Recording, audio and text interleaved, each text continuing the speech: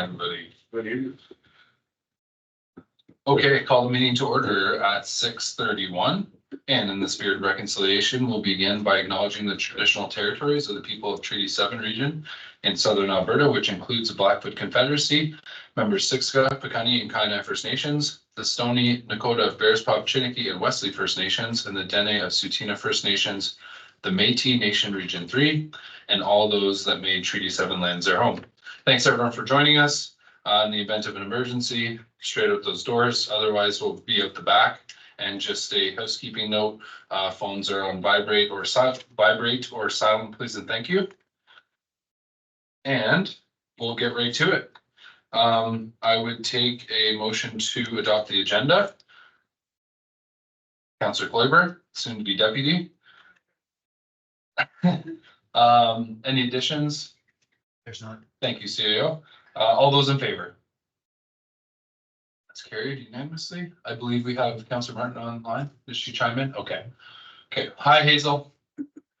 Okay, no delegations, and we're just going to jump right to it into bylaws and policies. Diamond Valley Traffic Bylaw draft for discussion presented by ours truly, Officer Hogan. The floor is yours, sir. Good evening, Council. This is one of the last bylaws that I have on the books to present. So we've made a lot of headway. Our management team, Vernon, Iris, we have all had input in this bylaw.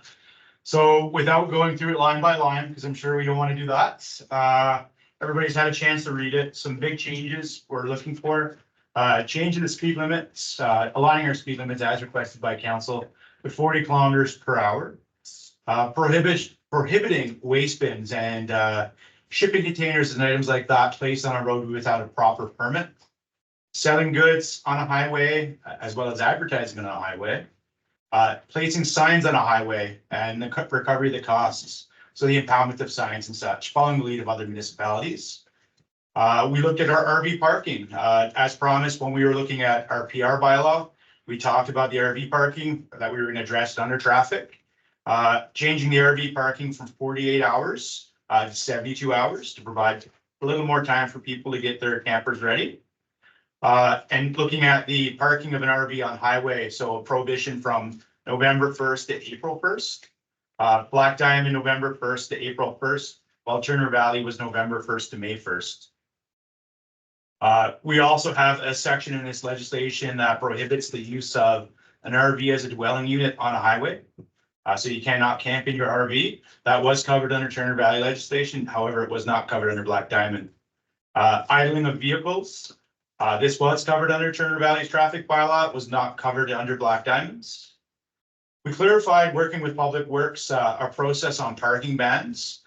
So parking bans are for Public Works for snow clearing, street sweeping, or in the event of a maintenance emergency and such, how we're notifying people and how we're affecting those closures. We spent some time with our communications and our communities team on the process for parades and special events. So we wanted to clean up that process a bit and lock it down so people know the entire process, how to apply, what's expected for them, their insurance, their liabilities, and that such. We also did some updates for our truck route, which will be included in the final draft of the bylaw. So I have the bylaw in front of you, and I'll take any questions, comments, or concerns from council. Great. Thank you. Awesome work here. Everything looks great. I'm going to kick it off really quickly just because I just wanted to ask a question. Hopefully it's more of a housekeeping thing. When I was looking at 6.2 on page 8 or page 12, depending on which document that you have, it's page 8 of the traffic bylaw, page 12 of the agenda. No person shall park or stand any recreational vehicle on a highway. So when I looked at the definition of highway, it has driveway in there. So are we moving with this new bylaw to not allow people to park their recreational vehicles in their driveway from November 1st to April 1st? Thank you, Drew. That's a great question. So to clarify, the definition that we're working with is the definition of a highway as defined in the Traffic Safety Act. Okay. To my interpretation, how they're defining it in the Traffic Safety Act is not as your driveway, but as a driveway into a property or a business of such, an entrance way. It is not our desire in the bylaw to regulate or prohibit one from parking on their driveway. Okay, perfect. That's all I needed. Thank you very much, Officer Hogan. Council. Yeah, please kick it off. Yeah, go ahead. Okay, selling goods on highways, which also means sidewalks. What about lemonade stands, kids? Municipal enforcement has no desire to shut down lemonade stands, just to have that clear. I didn't think so, but yeah, okay, it technically does. Okay, 18.7. My first question. It just jumps back to parades versus in 17, you have like a whole bunch of stuff, and I don't know, maybe it's a different rule, so it's better on the other heading, but it just seems weird that you're talking about parades all at the end of 17. Section 17. And then you go into, then you throw another one in 18. It's just a clerical thing. That I was wondering about. The other thing I was wondering about 18.8 and 18.9, bikes on sidewalks and pathways. I'm not clear on this. Because you have, only those who are under age of 12 or something by someone. I'm just wondering, like, what is the rule? Because I'm not even clear on it. Like, kids, the roads, so anyone over so 12 to 18-year-olds, like Friendship Trail, DeKalb, like some of our major pathways, like as a mom, I would want my kids driving the road from Turner Valley to Black Diamond side. I'd way rather they were on the Friendship Trail. Oh, yeah. The season for this bylaw is to cover more of a central business district sidewalk versus a pathway system, where we are promoting recreational use. So we wouldn't be prohibiting people from operating a bicycle on the Friendship Trail or rollerblades or such, just in our business districts of downtown cores where you have a high volume of pedestrian traffic. There is requirements under this legislation and the Traffic Safety Act for operating a bicycle, doing so with due care and attention, ensuring that you have a bell and you're notifying people as you're passing and stuff like that. So there are safety requirements there as well. Yeah, I was a little confused because you say that in the one, and then on 18, I think it was 18.8 or something, and then yeah, 18.8, use a bell and don't operate it recklessly, but then 18.9 talks about about you have to be under age 11.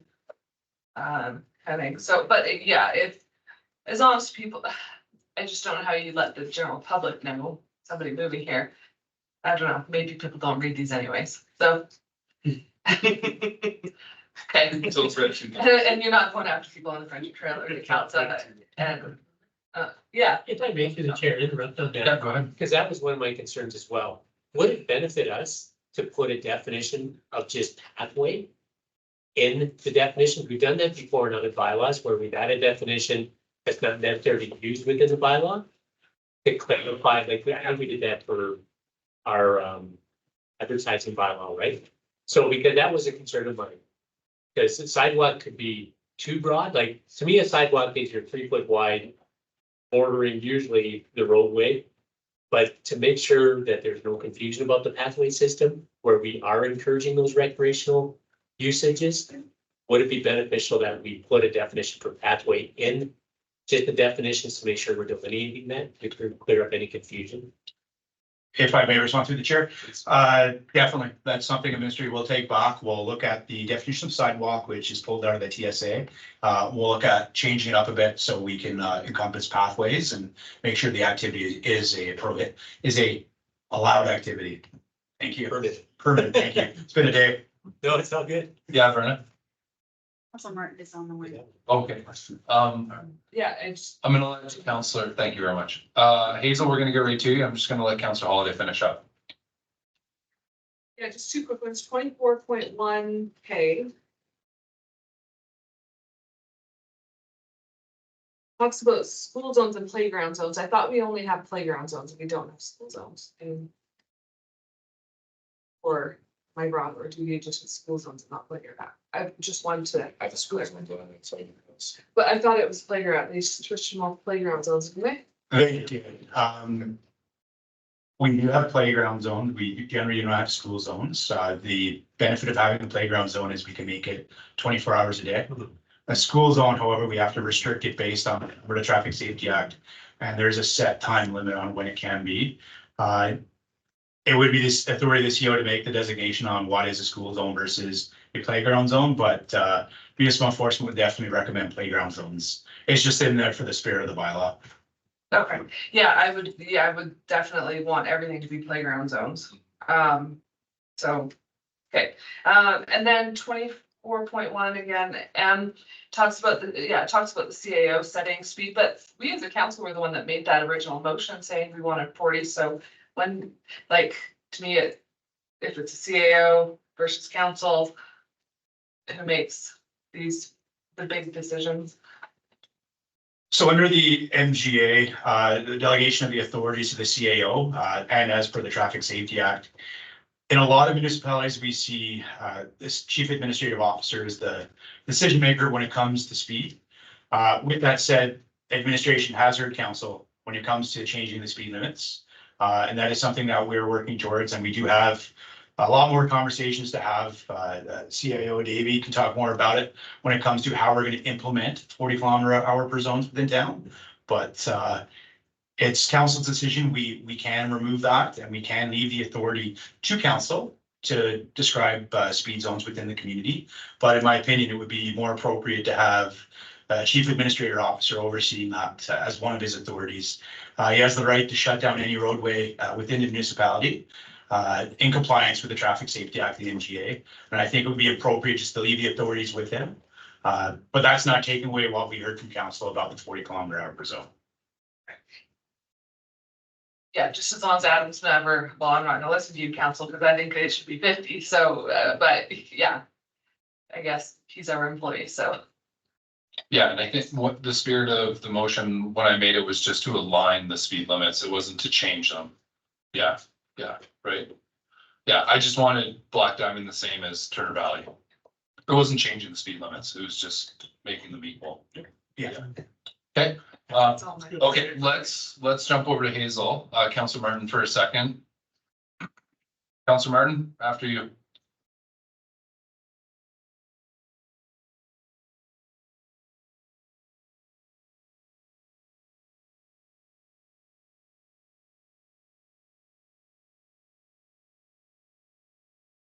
I'm gonna let Hazel go first. Yeah, Sounds good. yeah. Okay, I'll go Jonathan then. I think Councillor Martin may be muted. Okay, Councilor Martin, you may be muted. You can hear my voice. Unmute yourself.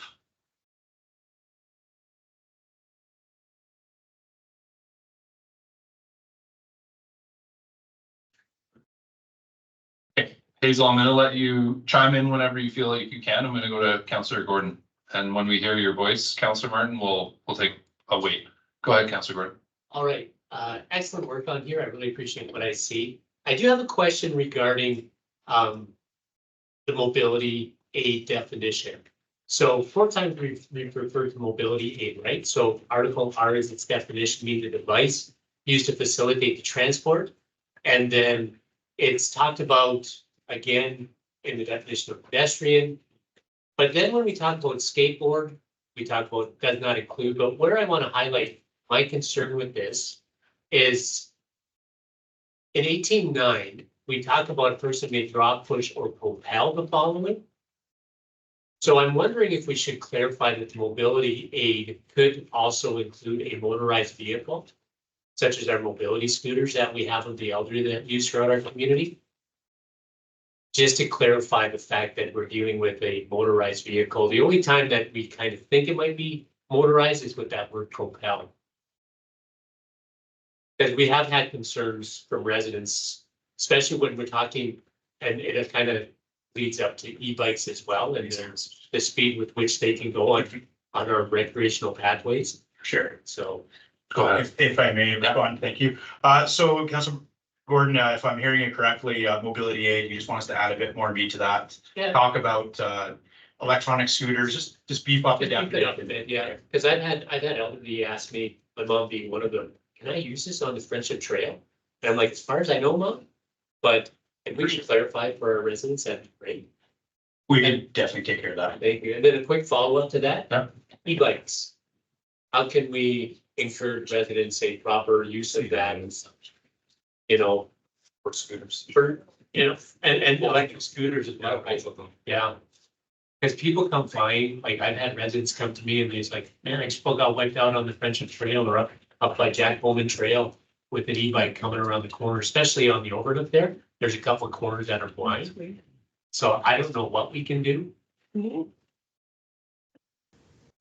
I find that a lot of municipalities are having issues when it comes to e-bikes and scooters right now. They came out so quickly, legislation didn't keep up. The Traffic Safety Act and all this other legislation just did not keep up to these things. So we're finding, I did a traffic stop previous years ago of a 13-year-old operating it looked like a moped to me, but it was a e-scooter pedal assisted bicycle. And talking to commercial vehicle enforcement, or the experts at this stuff, and they were even scratching their heads. But it's definitely something we will take back through administration. We'll have some conversations and see in the next version of this bylaw if we could look at putting a bit more material in there when it comes to e-bikes and scooters, like on the scooters. Thank you. Thanks, Councillor Gordon. Okay, I'm gonna jump over to Councillor Martin, and then we'll follow up and potentially close it off with Councillor Thompson. Thank you very Councillor much. Martin, Can you Yeah. hear me now? we certainly can. You go right ahead, Hazel. Thank you. I just have 2 items.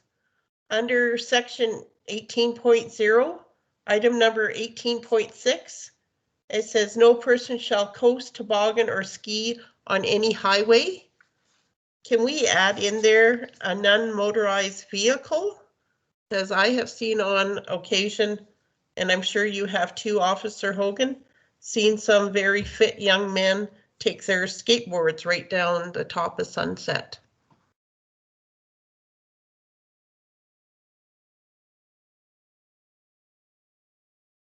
If I may, thank you. Good evening, Councillor Martin. Under this definition, or sorry, under this section, enforcement officers would use the terminology of coast. So operating a skateboard down a hill would fall under that for us. That would be accepted in court. But that would answer your Okay. question. Okay, thank you.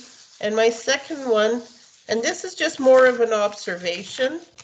I took a drive today and it relates to section 4.0 alley parking, item number 4.2. So on the south side of Sunset Boulevard, lacks street parking due to its designation as a driving lane. Now on the 500 block of Sunset Boulevard, there are 6 properties. They do not have front driveways or parking pads. And while there are others that have front driveways, they do park in the alleyway. Can administration look at possibly an alternative solution to assist those residents on the 500 block of Sunset who do not have front driveways or parking paths, and that they be issued a parking permit to park in the alleyway? Because we're given that one whole block full access to park in the alleyway in our whole community.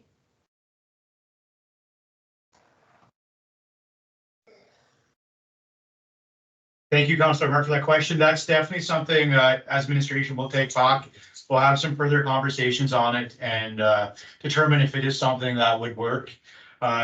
This 500 block section 4.2 is well before me. It did come out of the Turner Valley traffic bylaw. So there is some history on that. So we'll have some conversations with fire rescue as well to ensure that there would be no obstructions to emergency apparatus that would need the alley. And we'll report back to council when we're presenting this bylaw again. Okay, thank you very much. I think that's all for me. Thanks again. Thanks, Councillor Martin. Councillor Thompson, care to wrap it up for us? Yeah, well, my questions was around e-bikes and e-scooters. But I have an e-bike, so. But I don't go fast because I fall off. And then I was wondering about, and this has something to do with the 40 mile per or kilometers per hour. Getting it all the same. And I'm not sure if you know the answer to that. Have we budgeted for that? Because that's the signage for that is quite high. And I know that council asked for it, so I'm hoping we budgeted for it, so. I'll jump in on that one, Chair. So, yeah, there's no line item for that. So when this comes back in the report, we'll talk about sequencing in terms of communications, when this will come in effect and how the signage will look. So this won't be an overnight thing. We've Yeah. obviously put in several months, so the community can get used to it. And yeah, the signs obviously will probably be a 2025 item. Okay. Thank you, CEO Dave. Satisfied, Councillor Thompson? All good there? Yeah, I Yeah. just wondered about passing passing the bylaw before we have signs up. Yeah. That's just a concern, so. No, I do, I was right out of this. Go ahead. so that's why I asked the That's a question. good question, Councilor Thompson. I think Okotoks just posted 40 at their entrances, the municipal boundaries. So we wouldn't keep that. Unless otherwise That's supposed what we did. I don't get it figured out. One sign. Chair, we'll, when we bring back the cover report, we'll kind of map all of this out. Kind of the how and the why and that, so it should make one of those items clear. It's good. Thank you. And I thought I saw July 1st potential start date. As CEO Something. Davey just talked about, we're working on that. Touching up. We need to figure some things out with signage, Okay. report back to council on how we're gonna proceed with that. Yeah. There's a plan. We just need to figure it out. If we're able to do it, that's fantastic at the beginning of the summer. Otherwise, Godspeed. It's all good either way. Yeah. Awesome. Okay. We're good. Thank you, Officer Hogan. You were dismissed, sir. Thank you, council. Have a good night. Thank you, you too. Thank you. Hey, great job, everyone. Great questions. Didn't even think about the e-bikes and the e-scooters. That was awesome. Definitely get ahead of that, especially because the library rents them out too. Okay. I think I'll, okay. Yeah. Okay, let's keep pushing through. We'll jump over to CAO and staff reports and we'll go to the consent agendas. And I'll pass this one over to CAO Davey. Thank you, Chair. Yeah. I will actually pass this one over to Rena. It's all yours.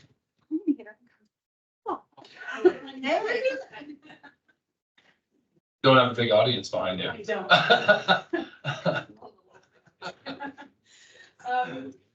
So we wanted to have a conversation with council about consent agendas. Wasn't sure what everybody's scope of knowledge was with them. It's a different way of getting your meeting started than adopting your agenda. Can I bother you to do the next slide thing for me? We did figure out. Yeah, I do.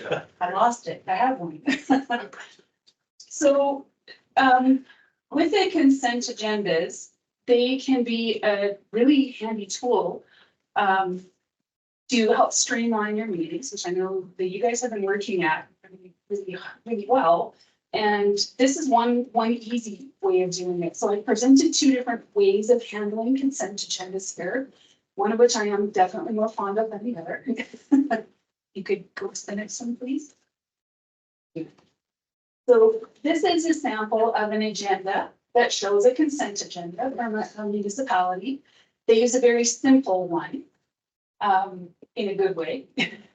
So basically what you see on their consent agenda, there are 7 headings, and they're all items that, generally speaking, without need for further discussion, this council would normally just accept for information and move on. This way it happens all in one motion. If there's something on here that you want to discuss, debate, question, somebody asks to have it removed and added back to the regular agenda, and everything else gets accepted as a consent agenda. And then you adopt your agenda as amended. So this here pops up under regular agenda.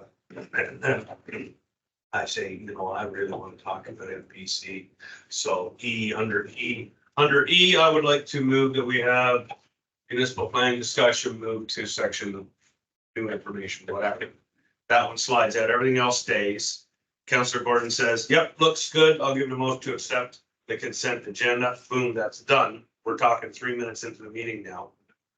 That's all done. So all our minutes, all our letters, our correspondence, One motion. too really, Too efficient. that's, Really. yeah. We Counselor, only got 18 months left. Counselor Thompson, go ahead. Really. Except for, don't minutes need to be actually adopted, so you move those all the time? You know, I thought the same thing because it's very, very, very specific that there should be a motion to adopt minutes. But every municipality I looked at that uses consent agendas adopts their minutes this way. Okay, So they're all in. So. we're all, so by accepting the consent agenda, you're adopting the minutes. You are. Wow. So Like, the motion. now that I understand it, I like. It's fair. It's a fair question. I did scratch my head a little bit over it too. So you can see this is the motion that went to adopt those. So you've got two motions. In this case, they did not pull anything off. Is there a second page on this one? On that one, before you jump to the other one, where it says carried unanimously, does it have to be carried No, unanimously? that's just there. That's just there, yeah, okay. And it only takes a request to pull it off the consent agenda. It's not a motion. Oh, okay. If one of you wants to discuss it, it comes back. goes on. That's moved on to the regular agenda or another agenda. Or Let's back onto this one. So some municipalities adopt the two agendas in the other order, which to me, I didn't like it. I would want you to adopt your consent agenda first. Yes, if And then if you need to adopt your regular agenda as amended. it's amended, yeah. Exactly. So it's just more, it's a logical sequence of steps. So this sample is the agenda item, and they're going to pull something off of here. So we move on to the minutes. So there's a motion where someone asked to have one of the items moved over, and then the motion to adopt. This is the one where they do them in a different order, but very clear there. And everything's listed in both the minutes and the agenda, what items were on there, so it's very clear. So that is the preferred method that I would recommend. I don't know if it needs to go. I know you were coming. The other one, The other one is a little more work for everybody, yourselves included. Yeah. We don't. If nobody likes it, I can happily ask you how long you'd like to run a pilot for. let's do the pilot for the summer and see where it goes. Bring back in fall. Yeah, at our organization meeting, if we need to change it. Please go ahead. I'm gonna go to, okay, holiday. Yeah, so, and it looks like you can take anything that's empty and dump it over onto the consent agenda, because I know we have Barry's really bad at reading titles of empty things on the agenda. No, we can take those get moved over automatically on a consent agenda every time. Sorry. We should move them over, or It looks, that is my habit to put them there so that everyone is aware that there are no items and Verna hasn't just forgot to add them to the agenda. well, in your example, it shows the empty ones, so that's why I liked it. Yeah. It was in the example, like that there was Council reports. council reports, none, correspondence, none. Yeah. It was on the example you set, so that's, So yeah. they've done the same thing I did. Yeah. There were no items on their consent Yeah. agenda either. Oh, Those are So- their standardized items on every consent. I looked through about 6 of them. So they have those things, items on every consent agenda. And they do the same thing I do. They say there are no items here, so you know, I just didn't. print. 18 months of very agreement, yeah. Okay. I can't leave them off. It's pretty good. I would- Difference of council. Well, I would just like them dumped on the consent agenda section, as so good. we can just, as none, and we accept the whole thing, so we don't have to read it all. The other question, is there any way to mark, so if we know a bylaw, like on the RFP to say recommended for the consent agenda, so. Cause sometimes I don't, when I'm reading the agenda package, I don't read the agenda, I just start diving into all the documents. And so for me to. I need to know ahead of time. Well, I don't know, maybe it's not necessary, because they're all just gonna be minutes and. I don't know, it's just, when it comes to a certain thing like a first reading on a bylaw, it's a good reminder that, oh yeah, this is just first reading. And we're just gonna approve it on the consent agenda. So do you mean like on the, Pardon? I don't think you do that because it's just specific, specific to these titles. So bylaws will always go on the regular agenda. No, not first reading. No, first reading example. so if I'm getting you right there, Cindy, Thank you. would it, on the consent agenda, so for instance, Article A is declaration of interest. We'd still have that in the agenda package, whatever details are there, right? Would it serve a purpose at the heading to say part of consent agenda? Just as we're going through the minutes, we see that? Okay. They'll all be bundled. And so your consent agenda is an agenda item and they'll all be bundled. All the items. It'll all be together. It's not gonna be in first, under like bylaws. 2 separate pages. Oh, and Regular agenda, consent agenda. Okay. So for That was example, all it, if thank you. if we had staff reports that were just purely informational, there's no recommendations, there's no ask of council, there's nothing like that, they'll go up into the consent agendas. Gotcha. If there's a report there where we're asking for making a recommendation or something, we would probably leave that down on the other agenda because we want you to give us to go away with. So that's probably how that would roll out. So this one is the example where they do pass first reading of bylaws and reports requiring resolutions. So this is a larger city, they have more staff. This is their consent agenda, there's quite a lot on it.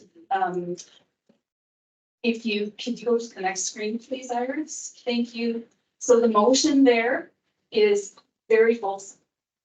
That whole right side of the page is their motion. It's very long and it must be read out. There's no mistaking that. That's a motion that's gonna have to be read out because you're adopting minutes, you're giving first reading, you're accepting reports with recommendations. And everybody has to agree to that motion without debate, essentially. We're not here to debate consent agendas. That's the whole idea, is to stop those conversations and shorten up the meeting a little. So, if you want to have a look at that, Mayor Crane, did I send you the link to that or did I send it to everybody? I think it's in the, Yeah, I Did I send you something? Okay. So it's quite, there were only 3 or 4 items in there, but it's a long motion. That would be a big change for our little council. So it's an option and we can go there, but it is more work for everybody to do that. And those motions have to be adopted on the fly and changed on the fly if you pull something off the agenda. So motion burn is not talking about this. Okay, Councilor Byrne. if I may, if we're gonna do the pilot of the first one, and because first reading, we still ask questions, we still want clarification even before we move forward. I think it might be beneficial not to include that in the consent for now, but then we can revisit that in October. Yeah. Okay, The motions are very different. They are, I see that tremendously. So it's a lot simpler to go there. And then if you want to expand into the other later, if you really like it and you want to increase how the items come off the regular agenda, then look at that after too. Councilor Thompson. So we're looking for efficiencies here. So the consent agenda, could you have the bylaw like we did today? The Traffic Act, be presented to council and a few discussions and, send them. Like they advise that they'd be going back with, they'll be bringing it back to a regular council meeting. Would it go on a consent agenda without requiring any readings? Because what I'm thinking is the elimination of committee of the whole. Because we're looking for efficiencies here and it's just. Well, Get that. Jeremy, I'll just Yeah. comment on that too. Her and I are looking at some other options, special council meetings versus maybe smaller committees. Some other cities do finance and audit committees or government priority committees would only be half a council, smaller, that kind of thing. So we're hoping to bring back some options to kind of get councils, or we'll come back to a committee for the whole meeting and get some feedback. yeah, that's just my question is because, you're seeing on your consent agenda, reports and stuff like that, so, which often end up on committee of the whole. But, yeah, no, I understand fully. But I think I like this a lot. I'm just not sure about the bylaws. I would tend to steer away from the bylaws because Yeah, that's some great feedback from you guys tonight, and we wouldn't get that on a consent agenda. no, There's no discussion, right? No, No, yeah, that's the whole No purpose of questions, it's just like boom, move. yeah, we need to take this into account. So that Yeah. negates eliminating the committee of the whole, because the committee of the whole meets that purpose Yes. for this, yeah. Right. Yes, in I'll leave it at in that. that instance of especially big bylaw, like traffic bylaw that 100%. is near and dear to everybody's heart, that is a little bit different. But yes, some staff reports on different things definitely go on. yeah.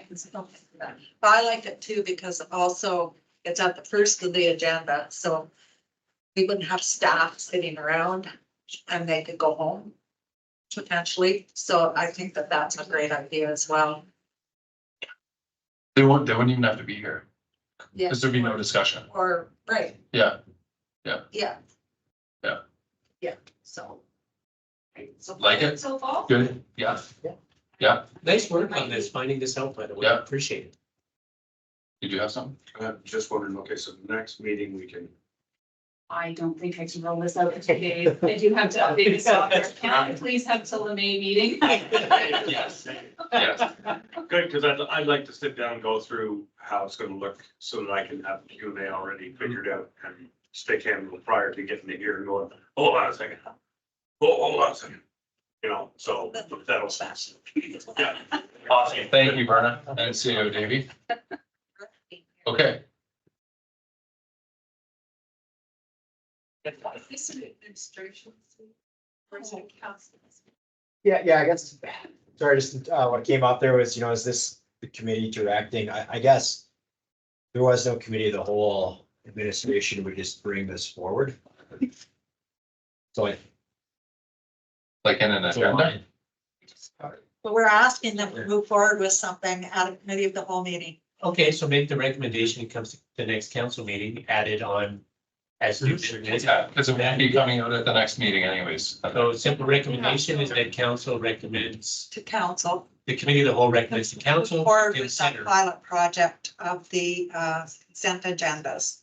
To begin in, or just make the recommendation on them. Good. And then Berna has time to decide and look into it and give us a date when it will start. So, Okay. Okay, we're gonna move on from consent agenda. Making that recommendation. I did, thank you. Do I have everyone's consent to move on? There's no votes. What are you talking about? Okay, we're going to 5. Oh, do we have to vote on that? Yeah. Oh, my apologies. Jeez, I didn't know we voted on recommendations. Silly me. Okay, all those in favor?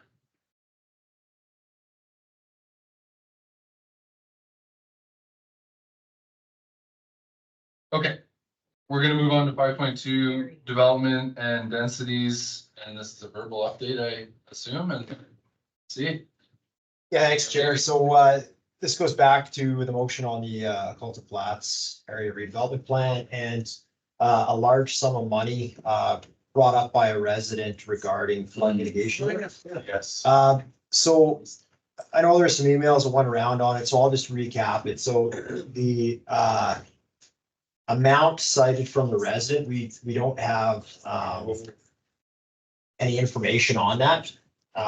What we did have, there was another amount, approximately $1 million back in 2013-14 that has been spent. So that initial query on, I believe it was about $1.4 million is not something we have in the books.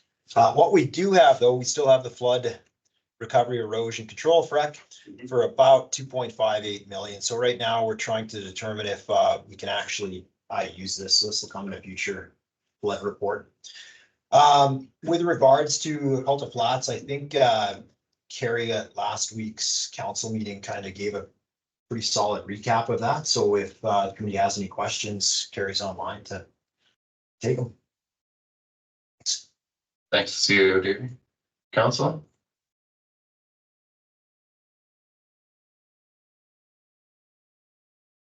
Counselor Thompson. My institutional memory was kicking in a bit about this 1.4 million, and I think it was flood-related funding that was included in DRP, actually. And it paid for removing the septic systems down on Calkins Place and hooking them up to the sewer main that was already set up there, but nobody was hooked up to.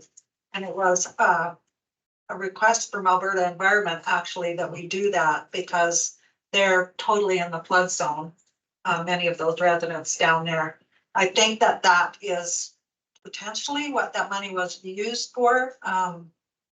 And I think, if I recall, it was around that amount of money to clean up all those septic tanks down there and do the hookups to each individual down there onto the sewer main that had been sitting there for quite a few years and nobody hooked into it.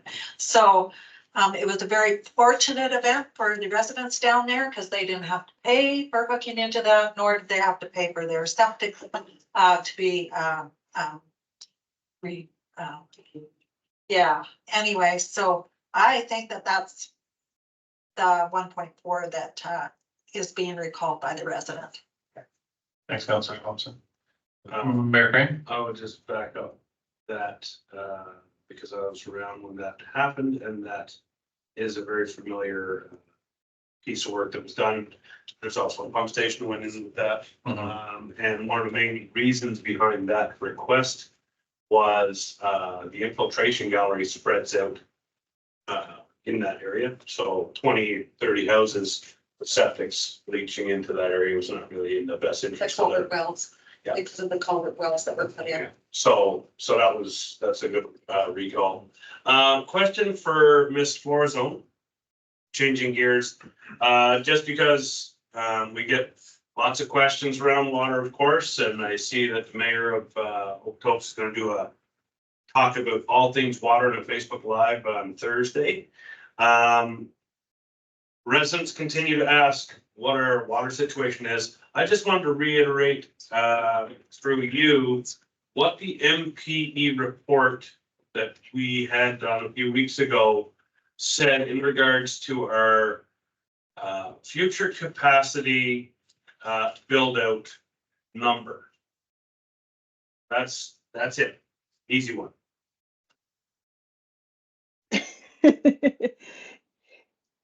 Easy if I knew to have that report open from Shrek through the chair. Shrek did have their operators, engineers report back to that body on the water situation, and the Coles notes is we can about double our population without concern for paper water and likely without concern for physical water. Thank you. That's all I needed. Okay. Final questions, council? Councilor Holiday? Yeah, it wasn't quite double, but we do have more land than we do have water. And I guess my biggest concern is the development on the east side being two big quarter sections that could take up potentially most of that. So, the frustration, everyone knows very well, my frustration, you have Ocalta that can't do anything with their property. We had the guy last week coming in who says he can't do anything for 20, 30 years. But if we have, Colts Crossing go by the time, 20, 30 years go by and they do something in Ocalta, there might not be any water license, which is what really frustrates me, that we have this ARP in place that's they can do nothing for the next 20, 30 years down there. And then, if we run out of water, because it's way easier to develop bare quarter sections that don't have expensive homes dotted throughout them. I do think that there needs to be more discussions on who gets what, and, we do have ASPs for up around the golf course. The Kaiser lands was, I think, like 700 houses or something. Like, if you add up what ASPs we already have, and then you add in Colts Crossing, like, we're way over. So, like, I know it's not an urgent thing, and I don't know if, I think I keep holding out for the MDP, thinking that that's some magical solution to all of it, but then I know at the end of the day, usually consultant reports come back and you feel like you don't know anything more than you did before. So I guess my question is, am I too optimistic thinking the MDP is gonna address some of this stuff? Or do we need to be addressing it other ways? And when? Yep. Because I know Yep. you guys are at max capacity in planning. So, and it's not a crucial thing, but I just hate messing with people that, you know, living in these older areas. As we run out of water, so. Yeah, great question, Councillor Holiday, through the chair. The municipal development plan would be the time. The municipal development plan's real overarching purpose is to set the phasing direction, priorities of development within the town. So in thinking that that is a good spot to discuss that is correct. Is it a magic bullet? I say those are few and far between. So it will likely set the stage, and then there will likely be more work that falls out of it, as happens with most municipal development plans, and that's supposed to be how it is. Very, very overarching document, drill down area structure plans and area redevelopment plans, concept plans, subdivision. So when we talk about who's going to get the water, I hear you, I hear the residents. At this point, our legal planning framework would indicate that first in, first served. So if you have zoning and you have a subdivision and you meet the requirements of a permit within the land use bylaw, we must issue you a permit. At some point, I'm going to have to come in front of council unless we get more water, as you indicated. We have more land potential than we have water potential at this point. I'm going to have to come in front of council at some point and say, I can't recommend this land use redesignation to support subdivision, to support development, because we don't have water. And do I think that's going to be next year or the year after? No, I don't. I anticipate that'll be 20, 30 years out. And as you indicated, in some of these areas where landowners might have to work cooperatively and come up with different solutions than, you know, one company with backers and a bunch of money, it's not doable, but it does definitely complicate things, and I hear that. And I suppose that was just a second, honey. Part Okay. of what, oh, my train of thought goes off. In that annexation, that is a complication of that having gone through with some of these areas that may have indicated desire to densify or redevelop. I wasn't here during those times in those conversations. I'm still doing a little bit of catch up, so you need more context in that. I'm sure most of you actually probably have more context than I do at this point, but if it needs to be summarized for council or for the public, that's what I'm here for. Okay, thanks, Carrie. Cindy's got one more for you. So to me, it seems like it would be in the best interest of the town that there's certain areas that are easier to, there's certain areas that are easier to service and cheaper to maintain, because yes, the developer puts in the initial, but then they're gone, and then the town is responsible for replacing infrastructure every, 50 or whatever years. So you would think that we should be able to have more control over which areas we want to develop, which are more priority, which are more economical areas for us to deal with. But if you're just saying it's whoever comes in first, we don't get control. You know what I mean? And that seems kind of like not in the town's best interest. So. Yeah, is there a way to, I don't know if you got the question, is there a way to manage, cause like. Costs of maintaining, you know, all the underground pipes and the septic systems. If we spread out and sprawl versus finishing off areas that are closely tucked in, you know what I mean? But if that's not an option, it's just we have to say yes to whoever comes. I don't know if I like that. I don't know if there's a way around it. Mhm. So if I'm understanding your question correctly through the chair, Mhm.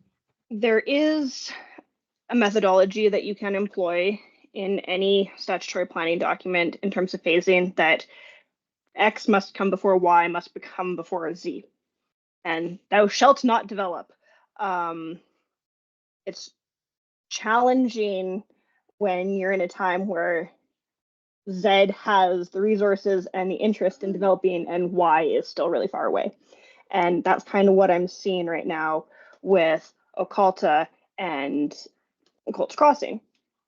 So we have, thank you, we have a developer that has the resources and the interest to develop that land. And we have another area of town that is in a kind of similar situation. They don't have a lot of servicing at this point. They have water, but there's still a lot of underground infrastructure that would have to be built, turned over, and then maintained by the town in perpetuity. As a general rule of thumb, modern best practice in planning and development is that the developer would pay for all of the initial install of the infrastructure, the roads, the pipes, the pedestrian connectivity, the landscaping. As you indicated, it would go through its maintenance period, we'd FAC it, take it over, and then it would become a long-term asset / liability for the municipality.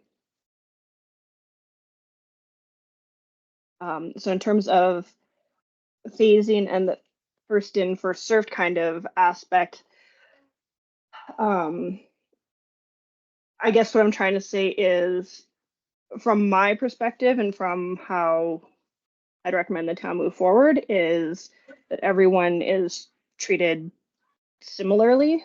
That if you want, just a second,